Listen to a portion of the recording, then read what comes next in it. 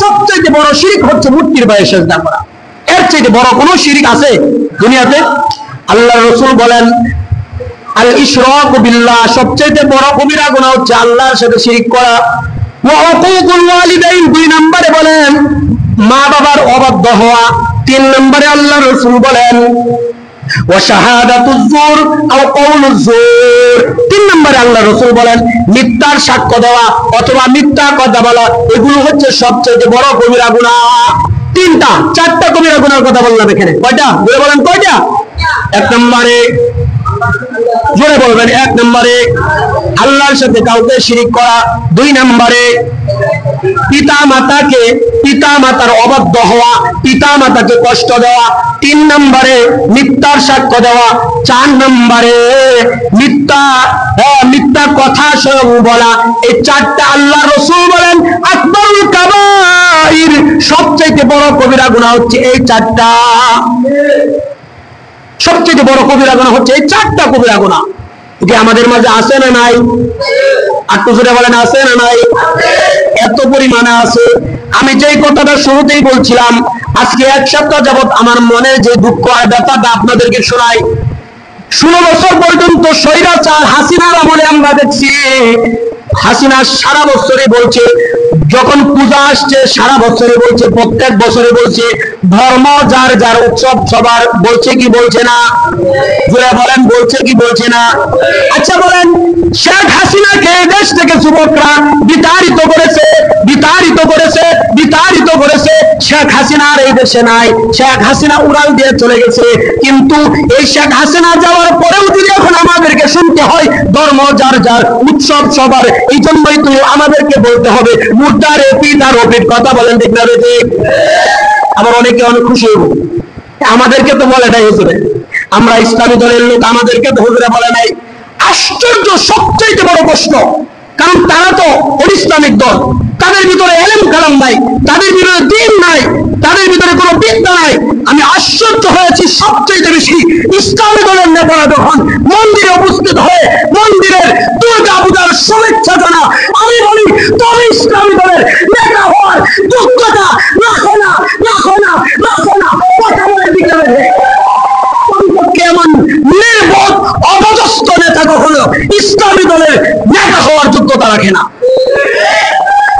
কি আশ্চর্যের ব্যাপার! ইসলামী দলের নেতাদের কি পর্যন্ত দেখলাম মন্দিরে উপস্থিত হয়ে গীতা পাঠ করতেছে। জোরে বলেন না নাউজুবিল্লাহ। গীতা পাঠ করতেছে মন্দিরে উপস্থিত হয়ে, শুভেচ্ছা জানাচ্ছে। আজকে আমাদের দেশে বড় বড় দলগুলো এই অবস্থা হচ্ছে। কেউ যায় দেখলাম প্রণাম করতেছে, বড় দলের নেতা, বড় নেতা, দেশের নেতা, বড় নেতা যায় প্রণাম করতেছে মূর্তির সামনে দাঁড়ায়।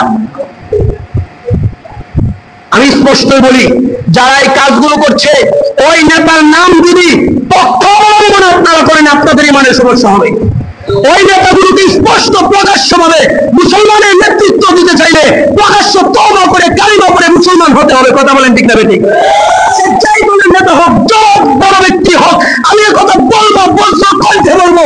আমার মাথার উপরে যদি শরীর চাওয়ানো হয়, আমার গায়ের উপরে যদি আপনারা ছড়িয়ে রাখেন, তলোয়ার রাখেন, তবে আমি বলবো ওই নেতাগুলো যারা বলছে ধর্ম যার যার উৎসব সবার, যারা ইসলামী দলের নেতাগুলো যায় গির্জায় যায়, মন্দিরে যায়, যখন তারা তাদের উপাসনায় যায় শুভেচ্ছা জানিয়েছে, অভ্যর্থনা জানিয়েছে, তারা স্পষ্টই বেঈমান হয়ে গেছে। কোনো সম্ভব নাই। ও আপনারা করলে বেঈমান হবেন, আমি হুজুর করলে হব না? যারা বললেন আমি করলে হব না?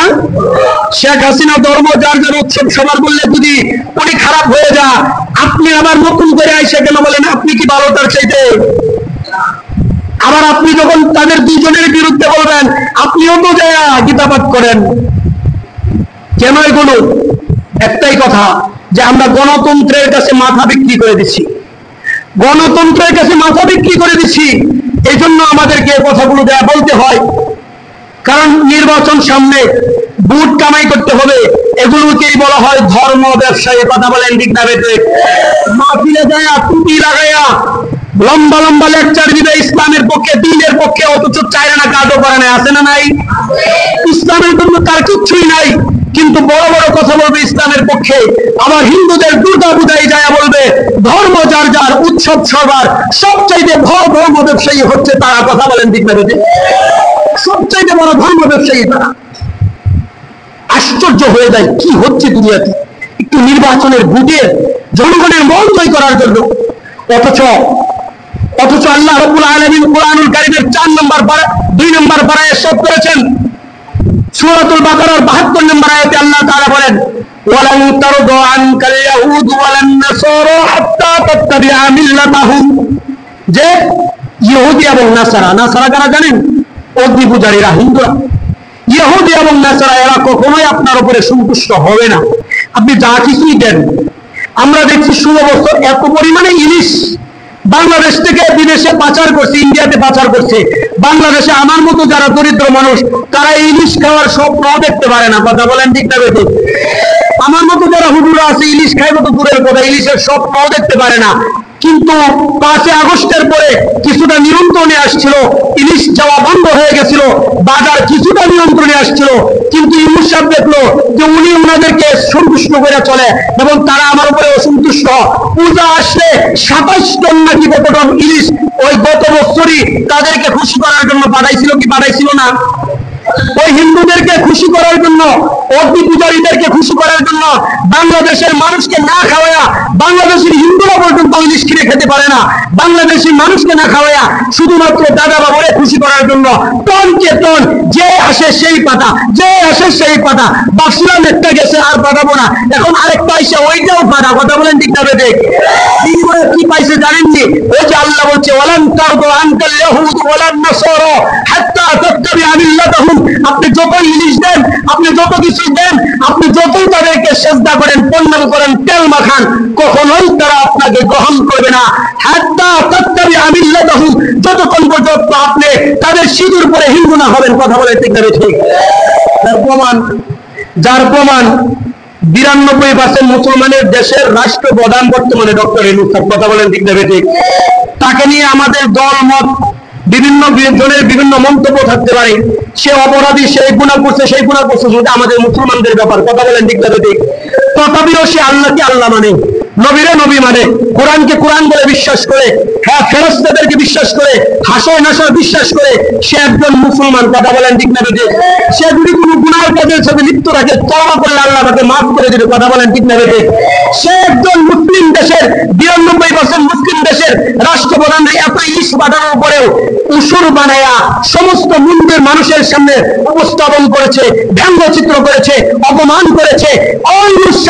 আপনি তো তাদেরকে খুশি করার জন্য বাংলাদেশের মানুষকে আমাদেরকে ইলিশ না খাওয়া তাদের কাছে পাঠাইছেন, কিন্তু তারা আপনার উসুর বানায়া পায়ের নিচে রাখছে। কথা বলেন ঠিক না বেঠিক? খুশি হবে না, কখনোই খুশি হবে না, তারা কখনোই খুশি হবে না। আফসোস, দুঃখ লাগে আজকে কি হচ্ছে দেশে, কাদের পিছনে দৌড়াবো? আমি সিদ্ধান্ত নিয়ে ফেলছি, ইসলামিক অন ইসলামিক যে সমস্ত দলের নেতারা এই কাজগুলো করছে, দলীয় ভাবে যদি তাদের বিরুদ্ধে সিদ্ধান্ত না নেওয়া হয়, দলীয় ভাবে যদি তাদেরকে তওবা না করানো হয়, আমি ইনশাআল্লাহ ওদেরকে ভোট দিব না। এদেরকে ভোট দিব না, এই দুর্দলকে ভোট দেব না। কারণ এরা স্পষ্টই মুশরিকের পক্ষ অবলম্বন করেছে। স্পষ্ট মনে রাখবেন, হিন্দুদের পূজায় শুভেচ্ছা জানানো অর্থ কি? হ্যাঁ, সমর্থন করা। যে হিন্দু অগ্নি পূজা, মূর্তি পূজাকে সমর্থন করলো সে কি মুসলমান হইল? আমি কিন্তু ফতোয়া একটাও দিব না, আপনারা দিবেন। যে হিন্দুদের মূর্তি পূজাকে, মা দুর্গাকে সমর্থন জানাইলো সে কি মুসলমান রয়েছে? জোরে বলবেন, মুসলমান রয়েছে? যে হিন্দুদের মূর্তি পূজার দাওয়াত গ্রহণ করছে, যে আমি বলছিলাম তাআওয়ানু আলাল বিররি ওয়াত তাকওয়া, হ্যাঁ, ওয়ালা তাআওয়ানু আলাল ইসমি ওয়াল উদওয়ান, যে গুনাহ এবং অন্যায়ের কাজে সহযোগিতা করতে পারবে না। যারা তাদের দাওয়াত কবুল করছে তারা কি সহযোগিতা করছে কি করছে না? যারা এখানে উপস্থিত হয়েছে তারা কি সহযোগিতা করছে কি করছে না? তারা কি মুসলমান রয়েছে না শেষ? জোরে বলবেন, মুসলমান রয়েছে না শেষ? এবার যারা আর্থিকভাবে তাদেরকে সহযোগিতা করছে তারা কি মুসলমান রয়েছে না শেষ? এবার যারা তাদেরকে শুভেচ্ছা জানাইছে, আর্থিকভাবে সহযোগিতা করছে, সমস্তগুলোই তওবা করা অপরিহার্য। আপনাদের মাঝেও যদি এমন কেউ থাকেন, আল্লাহ ওয়াস্তে তওবা করে ফেলবেন যে আমি আর জীবনে যতদিন জীবিত থাকি কাজ করব না। তাই বলে এটা মনে করবেন না তাদের উপরে আক্রমণ করা যাবে না। ইসলাম আমাদেরকে শিক্ষা দিয়েছে যে যদি হিন্দুদেরকে কেউ আক্রমণ করতে চায়, মুসলিম সংখ্যাগরিষ্ঠ রাষ্ট্রে যদি অমুসলিমরা থাকে, তো ওই অমুসলিমদেরকে নিরাপত্তা দেওয়ার দায়িত্ব মুসলমানদের। নিরাপত্তা দেওয়ার অর্থ কি সেখানে দেয় শুভেচ্ছা জানাও? আশ্চর্য, মানে কেমন লাগে, মাথায় টুপি আবার মুখে দাড়ি, পাঞ্জাবি বইরা গীতা পাঠ করে যায়, থুতু মারি তোদের মুখে, থুতু মারি তোদের মুখে, মাথায় টুপি পাঞ্জাবি বইরা গীতা পাঠ করে। আরেকটা যায় কি বলছে জানেন? বড় নেতা, বড় দলের বড় নেতা বলছে যে মা দুর্গা 23 সালে আসছিল আশীর্বাদ দিয়া, শান্তি সুখ নিয়া, 23 সালের শান্তি সুখের আশীর্বাদ নিয়া বাংলাদেশে আইসা সেই শান্তি সুখের বিরাজমানের কারণে শেখ হাসিনা চলে গেছে, এই জন্য এদেশে শান্তি আসছে করে বলেন না নাউজুবিল্লাহ। কারা জীবন দিল, কারা মরলো, কাদের কাছে নিয়ে বিক্রি করে দিল? এরাই তো দালাল ইন্ডিয়ার, এরাই তো হিন্দুদের দালাল। কথা বলেন ঠিক না বেঠিক? আরেকজনে কি বলছে জানেননি?